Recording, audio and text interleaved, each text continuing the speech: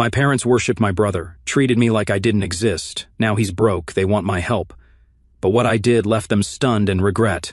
I'm 31, male, sitting in my house with my fiancé, our 6-month-old, and our German Shepherd when my phone rings. Unknown number. Usually I'd ignore it, but something made me pick up. Jared, is that you? 13 years. Haven't heard that voice in 13 freaking years, but I knew it instantly.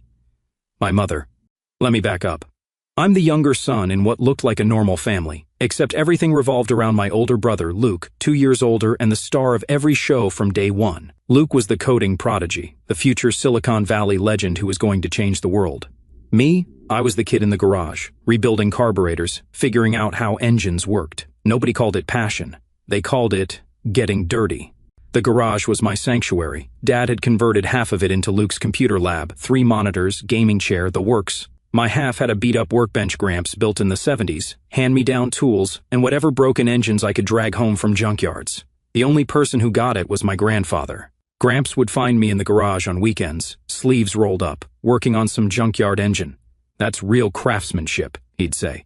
Gramps had a '65 Mustang, Wimbledon white with red interior. He bought it new in Detroit to celebrate his promotion at Ford. That car was his pride and joy, and he made sure I was the one who appreciated it. Someday, this beauty is yours, Jared. You're the only one who appreciates real engineering. Every family gathering was the same routine. Luke dominated conversations with his latest app idea, while everyone gathered around like he was some prophet, coding boot camps, startup pitches, venture capital. The man never shut up. Dad would beam with pride at Luke. Software engineering, that's the future. Real money, real respect. Then he'd glance at me with disappointment, especially when I'd show up with grease under my fingernails. Luke loved rubbing it in. Classic cars are junk. Why fix something old when you can build something new? He'd wave his MacBook around like it was some sacred artifact. This laptop has more computing power than NASA used to reach the moon. I learned early how to become invisible. Easier that way. When I was 16, Gramps died. Heart attack in his sleep. At the funeral, the family was dividing up his stuff, but Gramps was smart. He left specific instructions. The Mustang came to me, keys, title, everything, along with a note for Jared. Make her purr again. The car had been sitting for 3 years after Gramps got too sick to drive. The engine seized from sitting, the interior cracked from Michigan winters. Paint faded to primer in spots, but the bones were solid. Original sheet metal, matching numbers, factory build sheet still in the glove box. I spent 2 years rebuilding that Mustang from the ground up. I tore the 289 down to the bare block, rebuilt it piece by piece. Everything cleaned, balanced, and put back together the right way. When I finally fired it up, that deep rumble through the Flowmasters said everything I needed to hear. Luke thought I was insane. My parents agreed it was taking up garage space and I should be practical. The breaking point came at 18. I got accepted into an automotive tech program with a partial scholarship. The community college had a reputation for turning out top-level technicians. Their classic car restoration track was legendary. Guys graduated and went straight to Barrett Jackson shops or celebrity collections. I walked into the living room with that acceptance letter, hands shaking from excitement. I got accepted. They're giving me a partial scholarship, but I still need $3,000 for tuition. I expected a smile, maybe congratulations.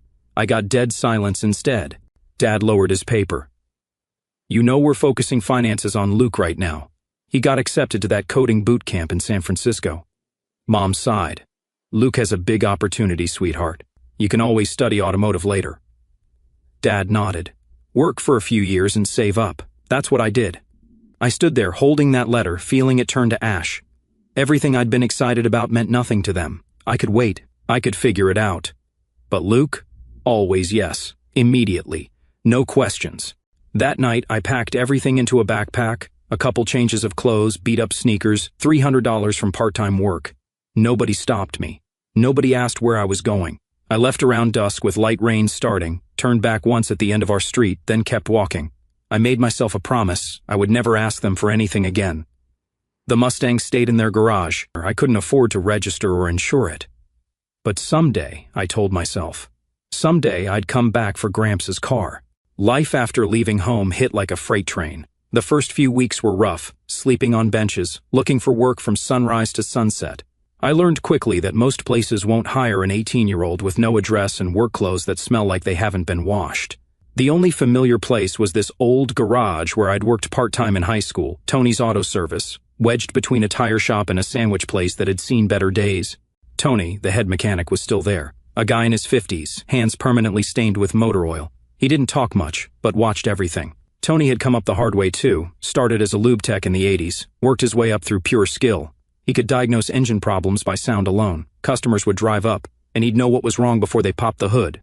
I showed up one morning, looking like hell, and asked if he needed help. Tony looked me up and down, handed me an oil-stained rag. "I don't care who you were before. You willing to work? That's all that matters." I started with the nastiest jobs, scraping mud off rims, scrubbing gum off floor mats, pushing cars in freezing weather, hands cracked from cold water, nose numb from wind. But I didn't complain once. I learned to read tire wear patterns, spot suspension problems from how cars sat in the bay. Around this time I found Rocky, a skinny German Shepherd puppy someone had dumped behind the garage. Couldn't have been more than 3 months old, ribs showing, eating garbage scraps. Tony let me keep him around as long as he didn't get in the way. Rocky became my shadow, sleeping in the break room, watching me work, growling at customers who got too loud. Smart dog. He learned the routine fast, knew which tools I needed before I asked for them, could tell the difference between satisfied customers and the ones about to cause trouble. "That dog's got good instincts," Tony would say. Doesn't trust people who talk too much. I worked every shift Tony would give me. Some days rain soaked through my pants, but I kept my head down. Tony noticed. I could feel his eyes watching how I handled difficult customers, how I treated the equipment, whether I took shortcuts when nobody was looking. My first real test, I found a cracked vacuum line causing a leak, a $5 part, a 15-minute job. The car ran perfectly after. I could have told the customer it needed major carburetor work, made Tony an extra $300. Instead, I replaced the line, charged him for the part and a half hour of labor. Tony watched the whole thing from across the bay. When the Corvette fired up smooth as silk, he nodded once. That was my promotion to actual technician. Then one Saturday I heard familiar laughter from the parking lot. My heart sank. Luke, standing there with our cousins Pete and Dan, expensive tech company hoodie, designer jeans, the whole Silicon Valley wannabe setup. Still playing with junk cars, huh, Jared? I didn't say anything, just kept working, but my skin was burning. Pete looked around, disgusted. This place reeks. Can't believe someone chooses to stay in a dump like this when there's real money in tech. Dan joined in. My buddy just got hired at Google. Starting salary is 6 figures. Meanwhile, you're here getting dirty for minimum wage. Luke laughed loudest. Classic cars are dead. Everything's going electric. He's fixing yesterday's trash while I'm building tomorrow's solutions. They walked off, but the damage was done. That night my phone rang. Dad's voice irritated as hell. "Jared, why did you let family see you doing that low-life job? People will think we failed raising you. Your brother's about to launch his 3rd startup and you're scrubbing hubcaps like some dropout." I said, "I asked you and Mom for help with trade school once. You said no, so now I'm doing it alone." Dad muttered something about not expecting them to introduce me as family if I lived like this. The line went dead. A week later, I was under an old pickup changing oil when Tony walked over, stood watching me work, arms crossed. "You work harder than guys who've been here for years. Never ask for time off. Never late. Never complain." I crawled out, wiped my hands on Rocky's head. The dog had gotten bigger, more protective. Customers learned quickly not to mess with me when Rocky was around.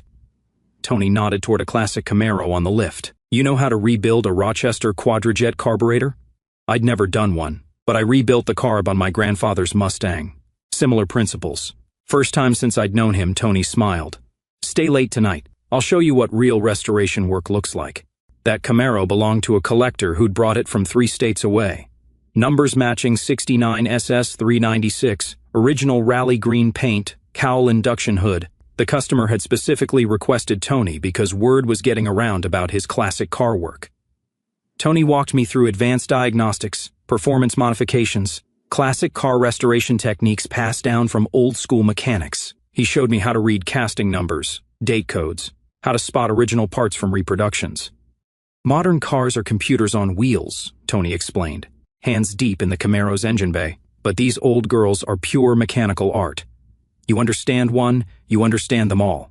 During this period, I also met Marcus, another guy around my age who worked at the parts store next door. Former Marine, tough as nails, but had my back from day one. We'd grab lunch together, talk shop, and he'd help me track down rare parts for the classic builds. Marcus had his own story. 3 tours overseas, came back, and couldn't find work that meant anything. The parts store wasn't glamorous, but he understood quality, understood the difference between genuine parts and cheap knockoffs. "You've got something special," Marcus would tell me. "Most guys just see broken cars." You see what they used to be. He'd show me how to read part numbers, identify original components, build networks with other parts guys across the country. Classic car restoration runs on relationships, knowing who has what, who can be trusted, who will send you junk with a smile. The next few weeks, I kept doing wash jobs during the day, stayed nights to learn the trade. Tony started trusting me with classic car jobs that required real skill, attention to detail, respect for automotive history. One evening, Tony handed me a piece of paper, Community Tech School, night program, 2-year certification with a specialty track in classic automotive restoration, same program I'd been accepted to straight out of high school. I know the guy who runs it. If you're serious, I'll write you a recommendation. I stared at that paper, hands shaking. I can pay in installments, work more hours. Tony waved his hand. I'll cover what the scholarship doesn't. Call it an investment in future staff. First time in my life, someone believed I was worth investing in. 2 years of night school while working days. Cold noodles for dinner, studying until midnight, sometimes falling asleep at the break room table with Rocky curled up next to me. But I never quit. The program was intense, hands-on work with every American muscle car you could imagine. 67. Shelby GT 500, 70 Plymouth Cuda, 69 Dodge Charger, RT. I learned the difference between original and tribute cars, how to spot matching numbers, what made a car valuable versus just old. Marcus helped me stay motivated during the rough patches. You're building something they can never take away from you, he'd say when I'd complain about being tired. He'd bring me parts catalogs to study, quiz me on casting numbers and date codes. Tony gradually gave me more complex jobs, classic restorations, performance builds, advanced diagnostics that required understanding both mechanical systems and automotive history. By the time I got certified, my name was in the assignment book as a classic car specialist. I had my first real success with a '68 Mustang 428 Cobra Jet that came in barely running. The owner had taken it to 3 shops, been told the engine was junk. I tore down the motor, spotted the issue right away, cam timing was off by a tooth. Quick fix, but only if you knew what to look for. When that 428 fired up with its characteristic loping idle, putting out 335 horsepower like it did in '68, the owner nearly cried. He paid me a $500 bonus and sent 2 more customers that month. A year after certification, Tony made it official, promoted me to lead technician for restoration projects. You handle vintage stuff better than guys who've been doing this 20 years. I started building a reputation in the classic car community. Word spreads fast when you can make a numbers matching '67 L78 Chevelle run, like it did when it left the Chevelle plant in Kansas City. Collectors talk, and they remember who does quality work. One afternoon, Tony pulled me into the back office. Rocky sat at my feet, now full-grown and intimidating as hell, 120 pounds of protective instinct. Ever think about running your own restoration shop, like my own business? I'm thinking about opening a specialty division, classic restoration, performance builds, custom work. But I need someone who lives and breathes this stuff. I sat quiet for a few seconds. It sounded huge and terrifying. I've never managed anything before. Tony leaned back with a small smile. And I've never trained anyone with your instincts. 2 months later, I was officially running the restoration division. Small space at first, 2 lifts, specialized tools, parts connections across the country. I hired one experienced tech, Jimmy, who'd worked at a Mustang specialty shop for 15 years.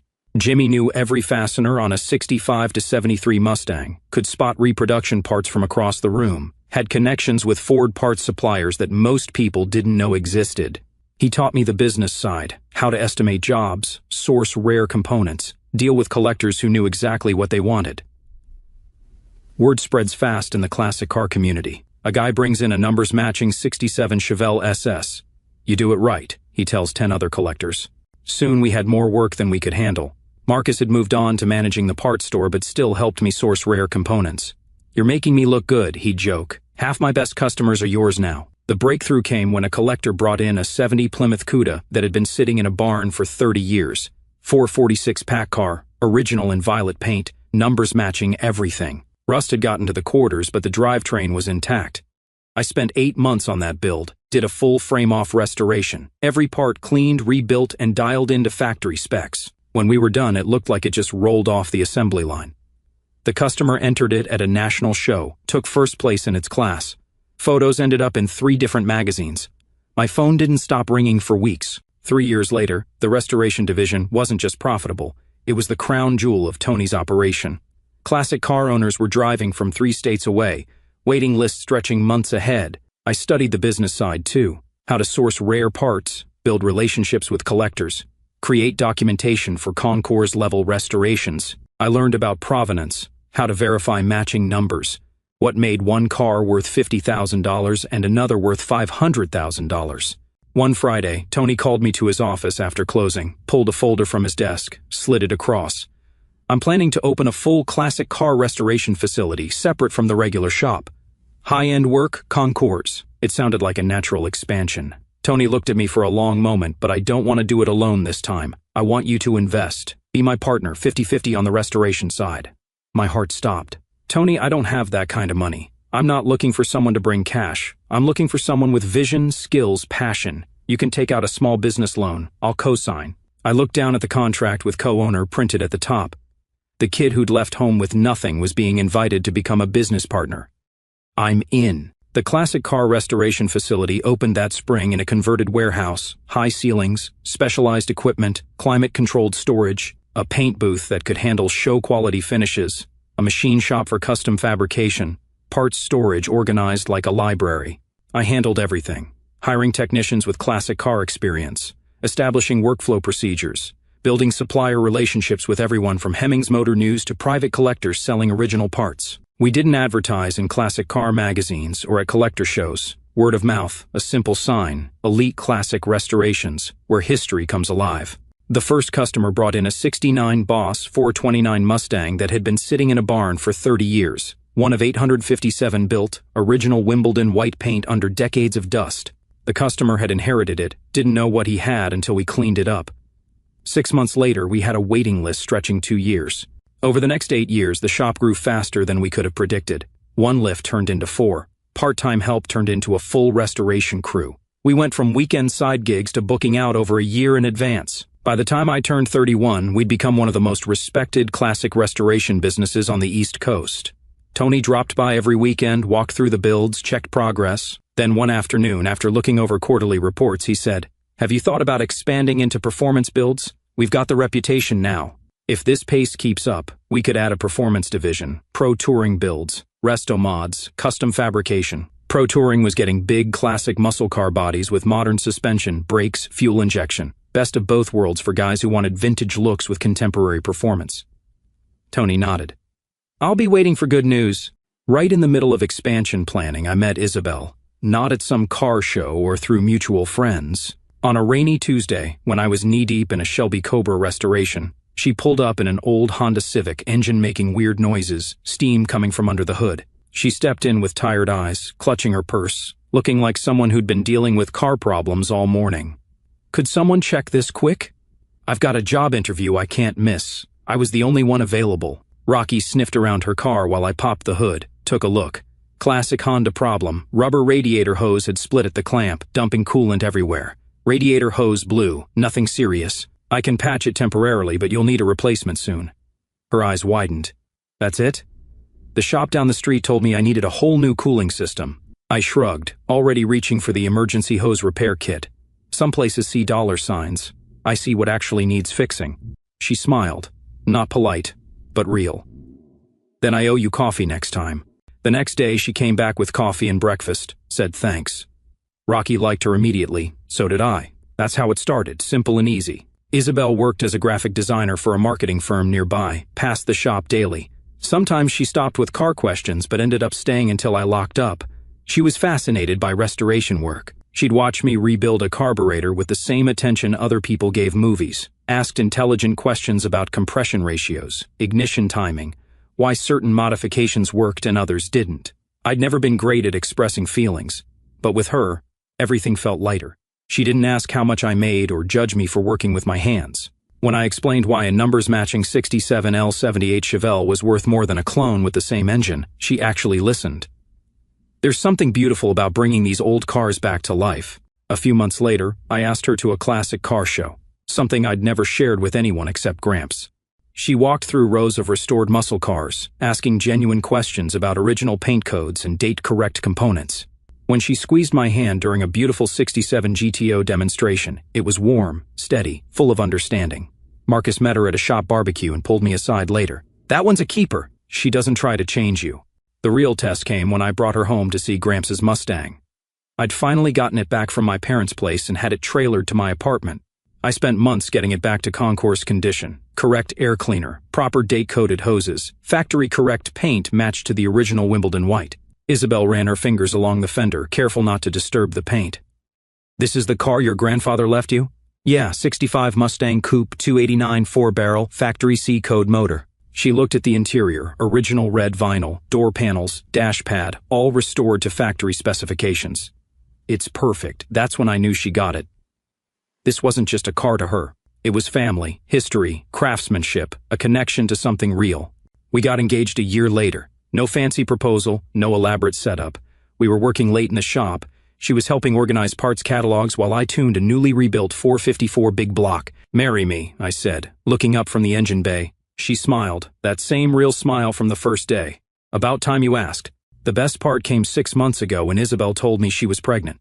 Mason was born 6 months ago, and the kid's already showing signs. I put him in his carrier next to whatever car I'm working on, and he goes quiet, just staring at the engine with wide, curious eyes. Rocky has appointed himself the baby's personal guardian, lying next to the carrier, one ear always listening for trouble. We live in a modest 3-bedroom now. Nothing fancy, but there's a 2-car garage where I keep Gramps' Mustang and have space to work on side projects. The main bay holds the Mustang under a custom car cover. The second bay has a lift for whatever project car I'm tinkering with.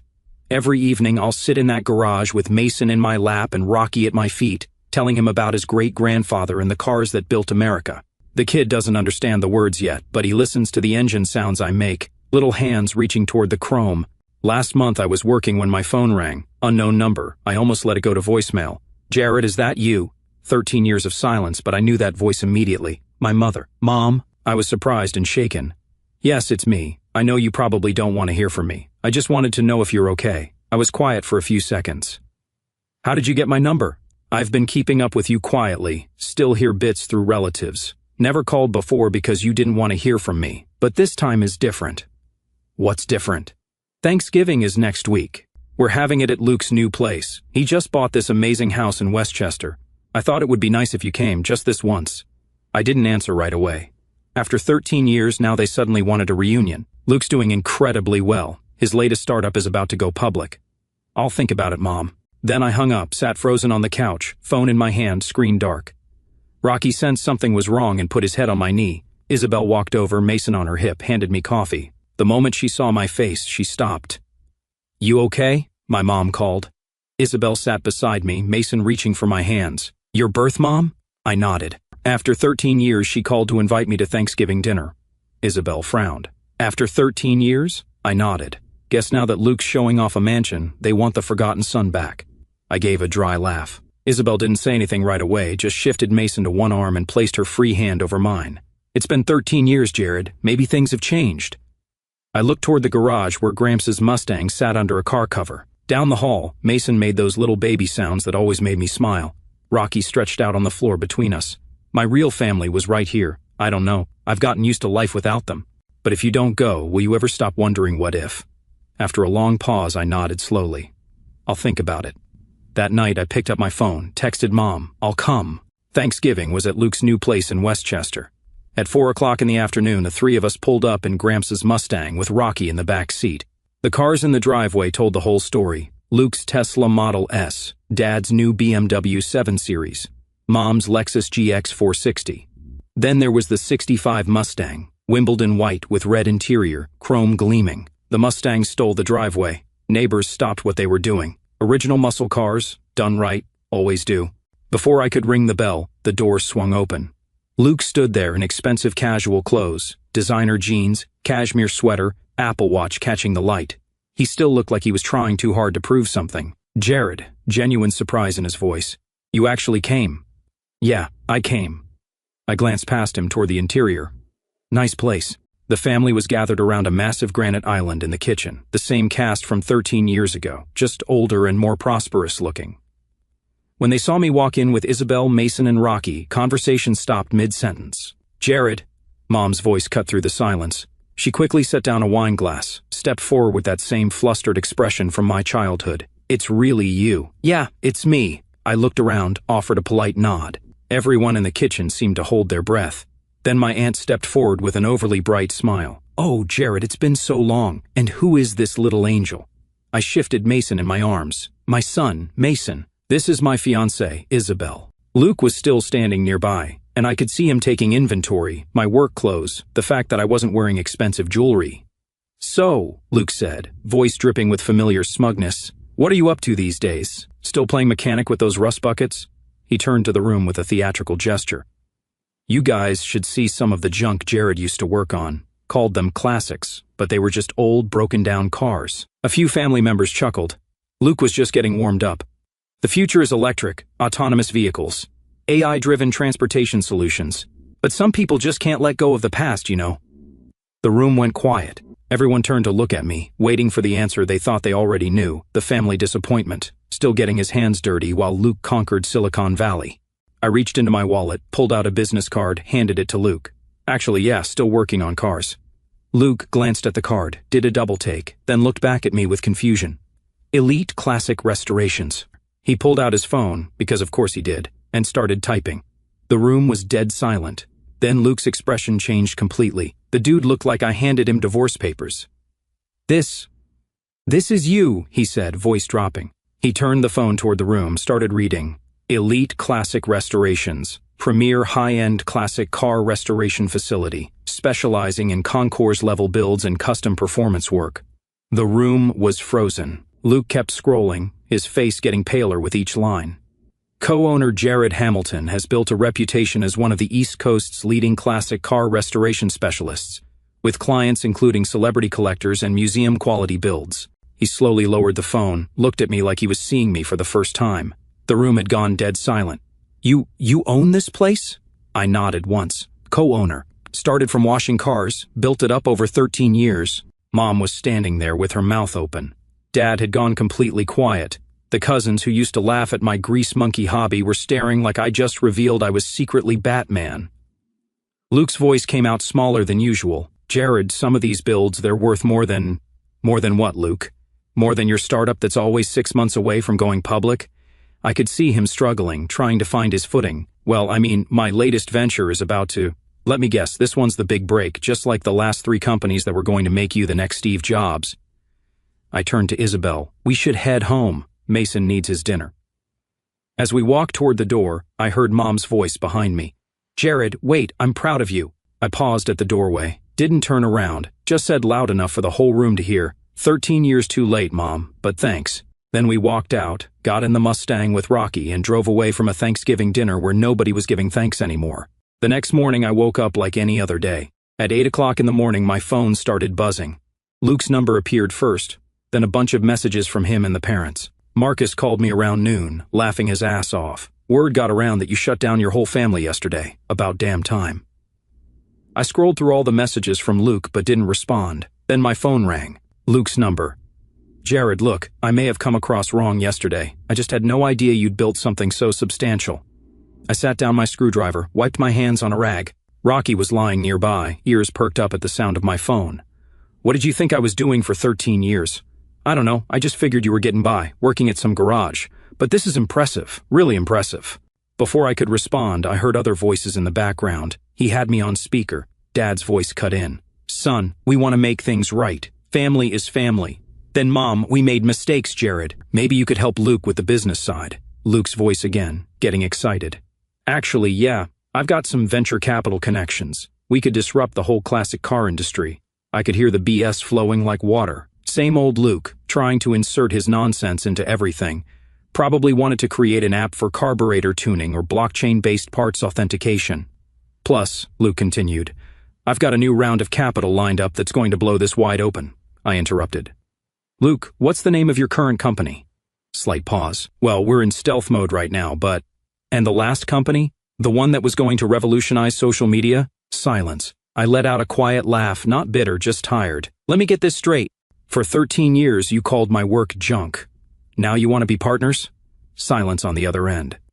Luke, you spent years mocking everything I cared about. Now you want to bring blockchain to my business? That was different, Luke said quietly. I was young. I didn't understand. You didn't understand because you were too busy running your mouth about the next big thing. Dad's voice came through, irritated. Now, be reasonable, Jared. I'm not holding anything against him.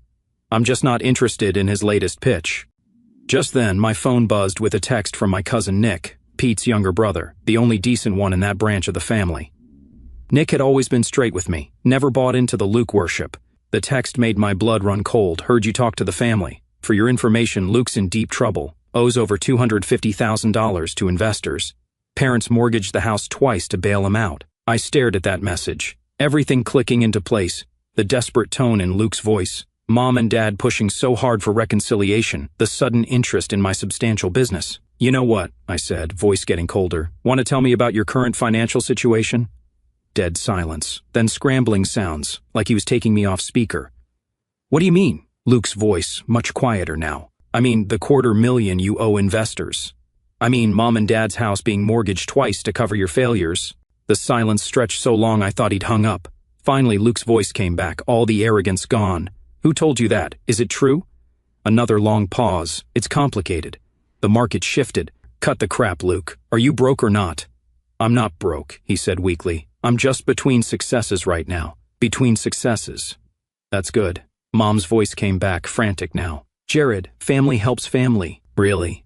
Because I remember asking for help once. You told me to figure it out myself. This is different. How much, Mom? How much of your retirement did you give him? That's not your concern, Dad snapped. We invest in our children's futures. Number invested in one child's future. The other one you told to figure it out himself. And you know what? I did. Here's what's going to happen. I'm going to hang up this phone. I'm going to block all your numbers. And if any of you show up at my business or my house, I'll call the cops. Jared, please, Mom started.